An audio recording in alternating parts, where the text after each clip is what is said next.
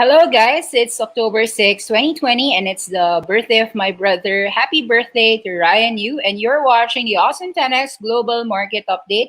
This is Nikki, also known as Faces Trader. Let's begin. So, yesterday was a very strong day. You could see a lot of all time highs continue to happen. You could see that the market was also cheerful with Trump being out of the hospital. The Dow Jones is up 1.6%. Nasdaq is trading at 11,300. Your S&P is at 3.4. So you've got the same slew of winners. And last night, we will discuss some companies that are going well. Amwell is actually an IPO that I've covered this in my inner circle. So we said that Amwell was a great company, similar to Teladoc. So it is in the telehealthcare space. They do a lot of these virtual visits, and it was up more than, of course, all of them are up triple digits due to the pandemic. And we are seeing a strong shift. And right now, clinicians are forcing, of course, their own patients to just do virtual healthcare, and it's been doing well for the companies involved. So you're seeing that the same trend is happening. American Well was actually supposed to be IPOing at about $14 to $16. They moved that range about $18. It only fell to 22, and now it's about 33. It's nearing about 100% the IPO price of 18. If you don't have Amwell, I would agree why, because it's a bit expensive.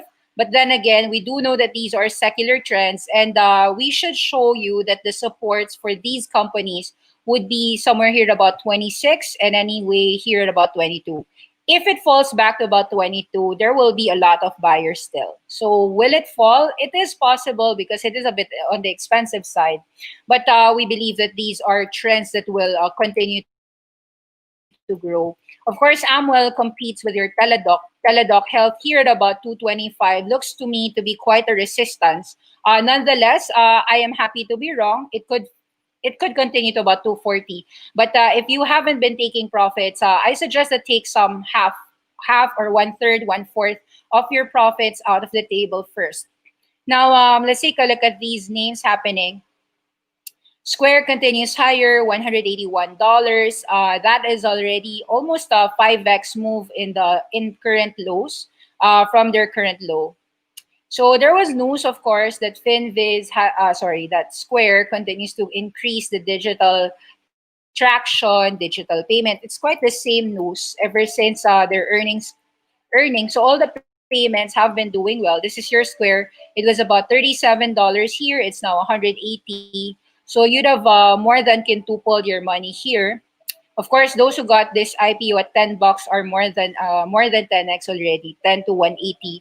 Market cap is $80 billion for Square. A lot of people still upgrading it, $195. Square stands to benefit from a growing usage of debit cards. Let's just read this.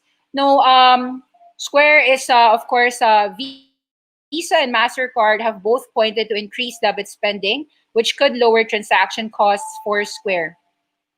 So Square could see its interchange costs decline now that more US spending is happening on debit cards. The COVID-19 has pushed this to increasingly choose debit cards over credit cards. Analysts are encouraged by recent data points showing that there's an increasing usage of these debit cards. Visa disclosed in early September that overall US payment volume was up 7%. Friedman calculates a 15% increase to Square's gross profits and reiterated a positive rating. He was also upbeat about Square's consumer-facing Cash App business, even though the third quarter didn't see the economic impact payments from the government. These payments were a big engagement driver for Square at the beginning of pandemic. Although Square Cash is likely off its stimulus-driven highs, suggestion is that it is still growing faster than its pre-COVID levels, implying to us that it is here to stay. So it is also, of course, a subject of numerous upbeat calls from other analysts who upgraded the stock, demonstrating its tech differentiation from just their share gains at a physical point of sale. More impressively, online, it has been growing 50% year over year, stabilizing gross payment value trends faster than most. ARK Investments' Max Friedrich said that Square could be worth $375 per share in 2025 as the company continues to add more revenue generating features to its Cash App, allowing more of its engaged users to monetize at the rate that traditional banks do. So these are just a secular payment trend. We are seeing the same thing happen for even the Brazil. So the square of Brazil is STNE. Let's take a look at all of these payment plays. Of course, this will be an underpinning hype move for your Ant Financial IPO, which is I'm not sure if it's still gonna come, but they said end of the year, right? So StoneCo rallied already from 20 to 54, still hitting all-time highs. So I am a bit apprehensive to chase at these levels, but at $45 below, we said that we were willing. So we made a buy somewhere at 25 and 30, 35, and even at high of 45. 45 will still be the support for Stone Co. Um, a lot of still all-time highs, AMD, Nvidia, your Apple's up back. It's not all-time highs for Apple and Netflix, but the fact is that Netflix at 560 has a resistance. Apple at about $130 has a resistance. The trade desk continues at all-time highs. Actually, all your digital advertising continues at all-time highs. Let me just share to you all their charts.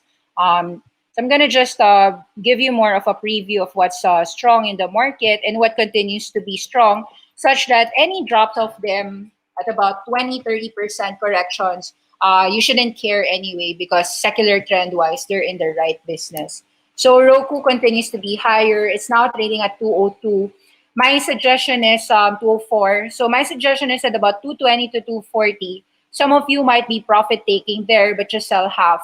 Now, Roku, the trade desk, they are already winners for quite a while, but they continue to be. So the trade desk continues higher, 570.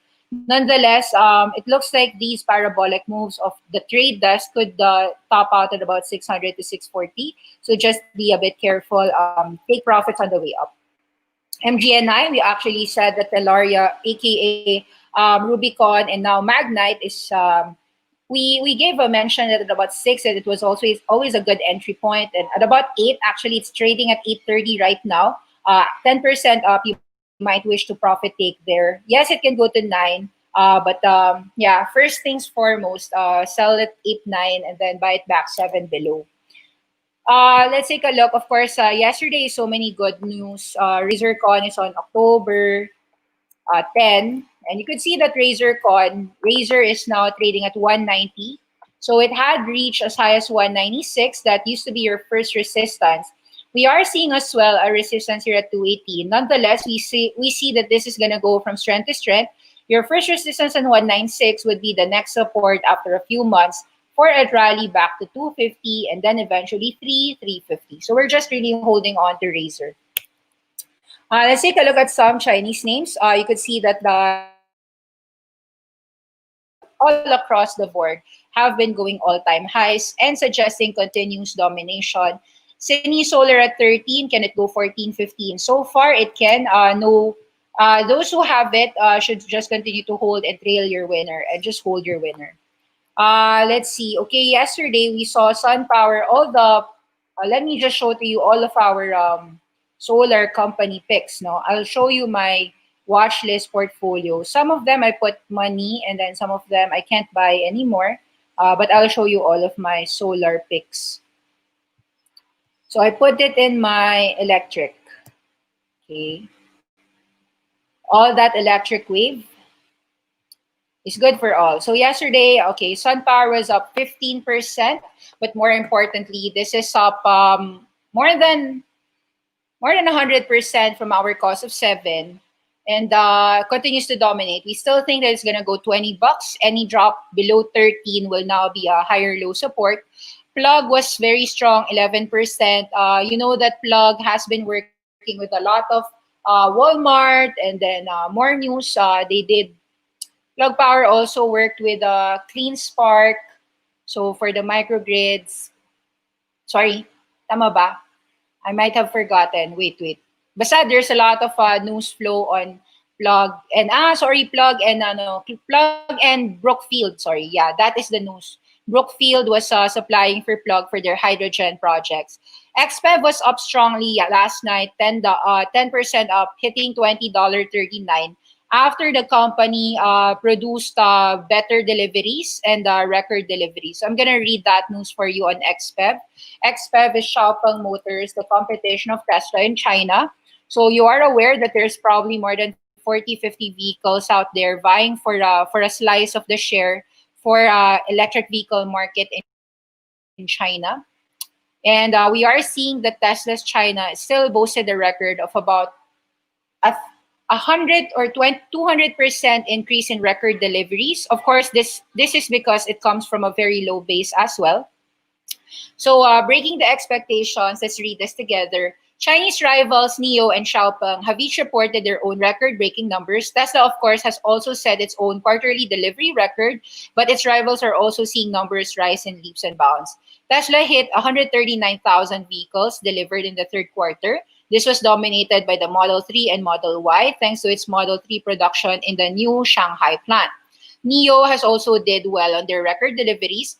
In September, NIO was 4,700 vehicles. It was up 130% year over year. Deliveries were up 154 year over year at 12,200 vehicles. They delivered 16 of their brand new EC6 model, reaching customers for the first time as a potential competition for Tesla's Model 3. Share price is market cap $26 billion, and okay, that is for NIO. And then for Xiaopeng, it's about $15 billion. So Xiaopeng is also a new entrant in the market. It listed in the market $15 IPO. This is, of course, backed by Alibaba. Xiaopeng is a newcomer setting record deliveries. They delivered 3,500 vehicles for the month of September. There's a 145% year over year. For the third quarter, they saw deliveries of 8,600 vehicles. So the company raised $1.5 billion during its IPO so that they can produce more vehicles for the China passenger market for the mid to high end segment. The market cap today is just $15 billion. So can it be a $100 billion market cap someday? It will be a true thing if the stocks will rise 500% from here, if and only if Xiaopeng's P7 model can rival the Tesla Model 3 and can really break ground when it comes to their Guangzhou manufacturing. So the company is setting the completion of their Guangzhou manufacturing base by 2022, 2 years from now. That manufacturing facility will increase the future production capability of the company. So I am actually a bull on Xiaopeng. I have a stake in Xiaopeng Motors. I think that 15 billion market cap today is a good entry price, given that you can enter 15 8, but 15 was IPO, so we can't enter the IPO price. So some of us entered at 18, some even entered at 20, some even entered as high as 21, because they were buying as high as 22 here and then buy more at about 18. So 22 plus 18 is a 20 average price. So I think like Xiaopeng's story is still gonna be a time frame of about 7 to 10 years, could be 5 years. So you might be excited on the 2022 production facilities. So I think that if you are bullish on the electric vehicle market, Xiaopeng is a company that is in your watch list. So you don't need to have it, or if you have it, it's not yet a strong bona fide winner. But for now, it is a competition for your Tesla. Jinko Solar continues to dominate. Now it's about $48. Ballard continues 1750. You could see that all of my electric picks, my alternative renewables, are all greens. This is strong for just one day, but it's also very strong, especially if you look at the performance in the last even year to date. So take a look at year to date. Workhorse 700%, Sunrun 500%, Neo 500, Sky Solar, Tesla, Plug Power, RC Moto. Hillian was actually being sold already. So Hillian Holdings is questioned today. Hillian is being asked if it's another Nikola. So a lot of sellers here. I didn't study Hillion. Sorry, since it's not Shell anymore. No, it's Hillion. So Hillion.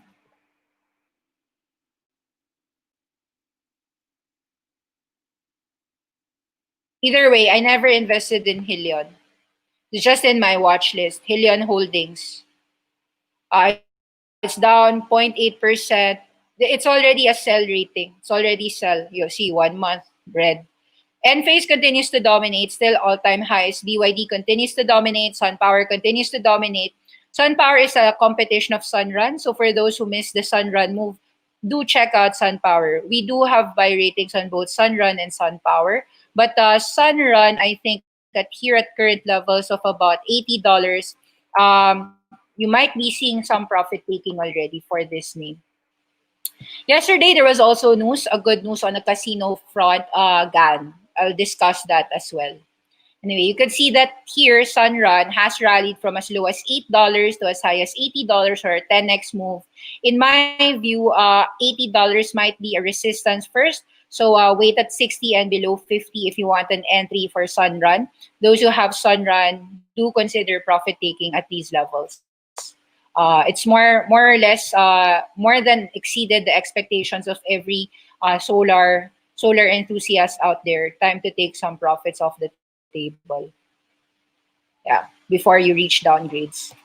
Sunrun, Vivint Solar. Okay, let's take a look at GAN. Let's discuss GAN's news. GAN was up 10%. Oh, sorry, GAN was up 20% last night on news of a partnership.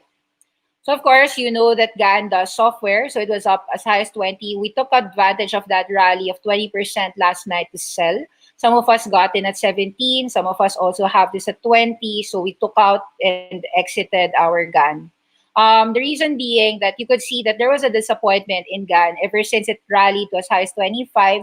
That will still be a resistance. Notice that 25 fell down to 20 on the eve of losing FanDuel. So FanDuel went with IGT. Now, good that from about 15, it rallied back to 20 because they secured a partnership with another casino. And but you could see that people are GAN inks a deal with Wynn Resorts. DraftKings issues more shares. So we are seeing that GAN Limited. It is good that they inked a deal with Wynn Resorts. They will earn 10% of the revenues that Wynn Resorts will make. But nonetheless, sports betting is a secular trend. If you are a bull on, so I sold some at I sold some at 19 and some people sold even as high as 20. I'd say that so far resistance will be 25 for those who have GAN. Do understand that 21, 22, 25, that is your first line of resistance for GAN. If you believe in the company long term, then I would suggest that you can of course buy it back at about 16, 15 every time that there's volatility. So GAN share surge on sports betting, iGaming partnership with Wynn in Michigan. So let's read this together. GAN announced a 10-year partnership with Wynn Resorts to be the enterprise ESP, so ERP platform for its online sports betting and iGaming operations in Michigan. The company expects to launch the app by November. Back in April, GAN also announced a partnership with Kewadin Casinos, owner of 5 land-based casinos in the Upper Peninsula of Michigan. We're pleased to onboard Wynn, its national casino brand, substantial Michigan region patron base, as a major operator client, and are excited at the opportunity presented by potential rollouts in multiple additional states in the future. Why is it important? Michigan expected to make $377 million in gross online sports betting, and iGaming revenues for the first 12 months was $836 million by the fourth year. So this could be a big catalyst after GAN has been beaten down after being confirmed that it's not going to be the partner of Barstool Sportsbook app despite a partnership with Penn National Gaming. So Barstool Sportsbook is expected to roll out in Michigan thanks to Penn National's ownership of the state's Greektown Casino. So far, GAN's price action tells me there will be a tradable range, there will be volatility. If you like GAN, buy it back at about 15, 16. And then every time it falls down, maybe 17 below, you can buy it. And then when it goes up 21, 22, 25, you've got a $10 range. Eventually, when GAN secures those when GAN shows that the numbers with these partnerships are highly profitable, you could see GAN hitting higher highs, higher moves, higher lows. So still, this is a higher low. I don't see this coming down to $10. Even at 18, 20, we sold. I think that it will only fall at about 15 or 16. So that's really just a trading range in my view for the moment. The strongest move is still solars. I'm happy with our bullishness in this sector, and that happiness is also given back by the love of the market. Solar Edge continues going high, Enphase going up. Enphase is now hitting $100. It is an official 100% ever since we featured this company at 45 in our inner circle. Continue to dominate that residential microinverter market. Same for Enphase and Solar Edge. Ballard continues to go higher, but I think Ballard at about $20 has a resistance. First Solar, I think it's gonna go $80, so it's now $71.50. We did say that when First Solar sold shares at 69 and 61, that was a great entry price. So some of us actually gathered more shares at First Solar. So some of us have an entry of about 61, 65. Some had 70. They averaged down at 61, so they're averaged about 65. So it's still okay. So we think it's gonna go 80, $100 someday.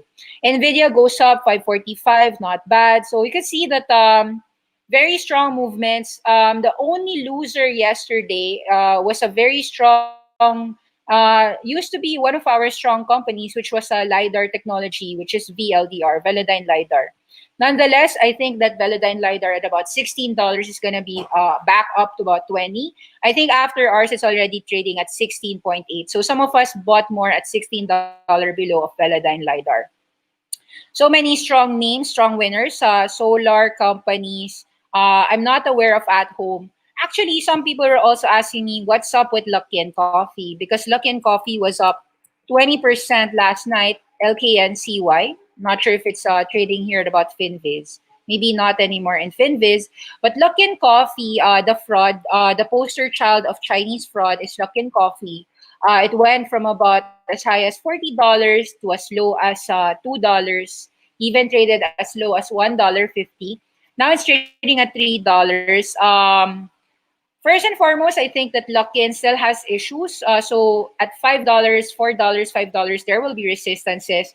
I don't trade Luckin Coffee, but I am aware that there's news that Sean Shao, the board of director that remains, which is still seen by people as because Sean Shao is a reputable. He has a reputable so he has a reputation that is more honest and he can turn around the ship for Luckin Coffee. So Luckin Coffee announces the receipt of penalty decision. The decision was made September 23. And ever since that decision, it was just a $9 million penalty for a fraud to the extent of at least 100 million, 200, they inflated their sales for about $300 million. So I think the market was seeing that given that there was a small penalty fine, perhaps that Luckin Coffee can continue to operate under a new management, new brands, new brand name, new management altogether, kick out Charles Guo if possible. So that is like hope, but I don't like to buy on hope. But that is, I believe, what's happening with Luckin Coffee. If the company can continue going, hope for it is a hope trade. If you'll ask me, it's a hope trade.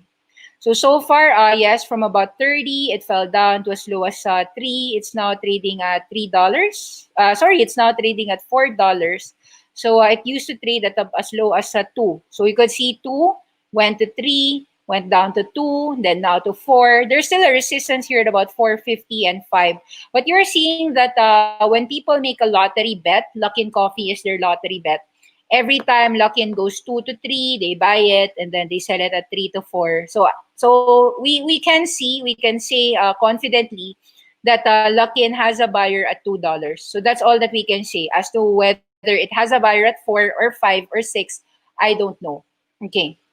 So are there any comments? Private. Let me take a look at your comments. So how about Pintuatua? Pintuatua, I think at about $70 right now is a good entry. So I don't think that sure it can go $60, but eventually I do think that 20 to 100 was underpinned by real revenues and real growth. Yes, they have been losing money because they still spend a lot on costs on marketing spending. So I think like as all internet e-commerce businesses, it is just volatile, but Pintuato is in a secular uptrend in my view. What do you think of Palantir? I have made a 1 hour deep dive of Palantir. Palantir's data analytics. Current price at $9 presents to me an entry point. I do know that some shareholders of Palantir were there for more than a decade. So they're probably using this direct listing to get out of their Palantir shares. Of course, the direct listing price of Palantir was $7.25. So $9 today, sure, it can even go to 8. Some people would have sold at 10, 11 at the first day of Palantir. Will Palantir go back to 7.25? I don't think so. So how about Shift, also known as Four, is a payment platform. Helps a lot of merchandise, but I don't know much about Shift. I do know that about $40 that they made a convertible, $45, I believe. Shift now is back at 50. I don't know if it's a 10x industry. Secular trend wise, they're in the right place, but I'm not too confident of Shift. Agora, I like it. So we've done an inner circle class on Agora already. Talk about EV. What is your opinion on Romeo Power? Romeo Power doesn't strike to me as a really big company. So Romeo RMG got a SPAC yesterday, $1.33 billion. They said in their slides, I took a look at their slides, that they are partnered with these Hillions, these Lordstown Motors, these Workhorse. So they would benefit if electric vehicles will continue to be big, but in the future, it might take about 5 to 7 years before they break even. So I treat RMG more like a popular hype name, but no profits to be seen in the next 5 to 7 years. Possible. It's gonna take time. Thoughts on Geely? Geely right now, I think, is quite not doing well. Geely is trading at about 15 below, right?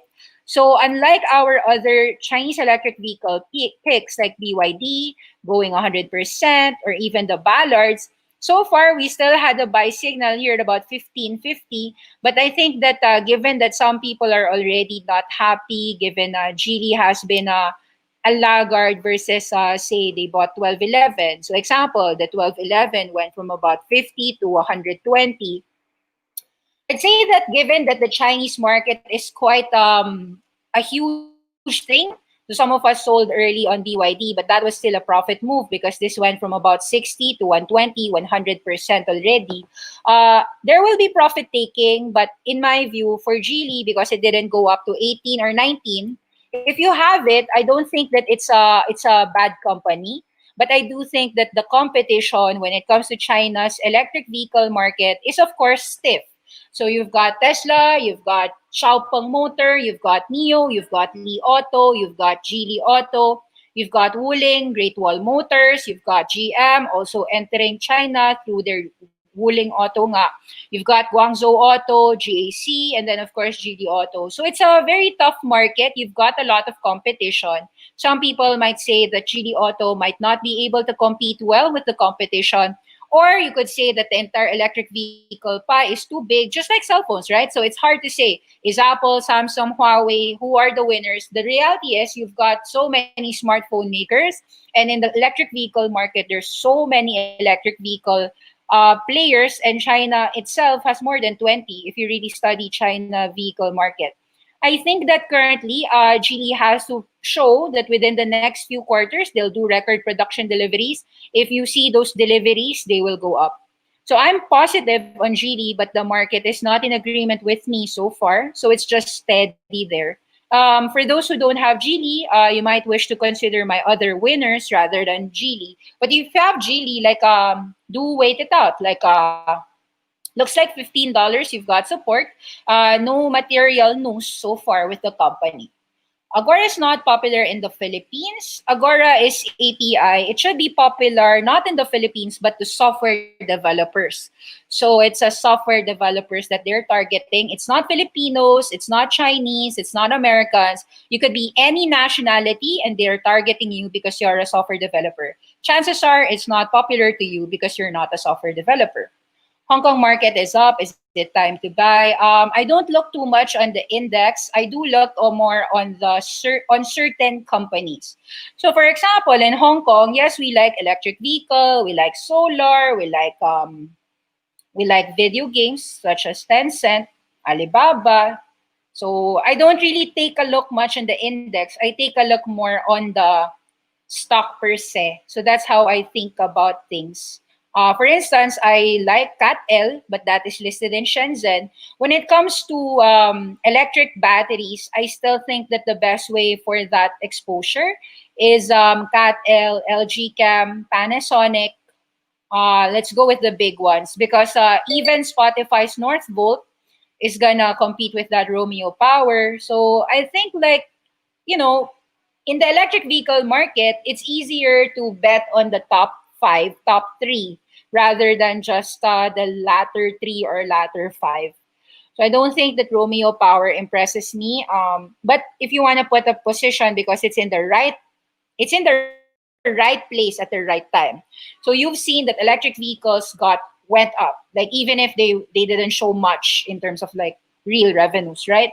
So I think that's how you should that's how you should view it. Like Romeo Power would probably be a speculative trade. It would be a speculative trade. How about Kingsoft and Meituan? I think Meituan Dianping right now is more than $300, or is it $200? Ever since it went above 200, I never really cared much because it's already too expensive to begin with. Meituan Dianping is similar business model to your Grab in the Philippines, Southeast Asia. It's also similar to like the food delivery apps. So I don't think that it is such a profitable company. And yeah, it went up because pandemic usage, but I'm not too confident in the business model. How about Kingsoft? Kingsoft, I play that through Kingsoft Cloud in the US, so KC. KC is trading at about 29-30 bucks right now. Kingsoft does well on cloud, but this is like the last company in the cloud space. So that's why you could see in my arrows buy, sell, buy, sell, buy, sell. Typically with Chinese companies like Kingsoft, I just do a buy and sell. After selling at 35, I didn't get back in at 29. Some of us did. I do know that at 29.30 there's a buyer, but then if it rallies to 35, there is a seller. So this is like more like a chop move for me. So I treat Kingsoft more like a buy and sell rather than buy and hold there. So okay, guys. Actually, my buy and holds were like so. Last night, Beyond Meat was still trading all-time highs, 175. So I'm happy with Beyond Meat. I do think that Beyond Meat goes 200 bucks. So Beyond Meat has expanded not just in China but also in Sainsbury. They reported that news. So far, this is the first breakout of Beyond Meat above 172. That was a significant resistance before. So the next rally Beyond Meat goes is 203 and then 220. So I'm a very big bull of plant-based trends. And whether it's Beyond Meat, whether it's Tattooed Chef, which is FMCI, I do think that these are trends that I will be more bullish upon. So for a merger here, about 26 is a resistance. But if it goes down back again below 20, 20 below, I'll be an entry. It will be an entry point for me for Tattooed Chef. Okay, thank you very much. And thank you for following the channel. If you want to see the deep dives, you have to go to awesome10x.com. We've got all the courses for Agora, for GD Auto, for all of these companies. And then if you don't want to pay, you can just go to Awesome 10x channel. It's free here in YouTube. Click the Friday deep dives and you'll learn a lot. So I discussed a lot, like Rocket, I discussed it, Lemonade, I discussed it, Nvidia. These are trillion-dollar companies that, in my view, Lemonade here at about $50 we got in. Lemonade is now trading at about 53. So yeah, 54 already, sorry. So we got in at about 51, 50, 49, 48. Then now it's trading at 54. I do think it goes to 70 or even $100. Do check out our free Friday class on Lemonade and on Rocket. Skills, just check out my Awesome 10x Inner Circle classes because I've discussed this already inside the Inner Circle. Thank you. Bye-bye.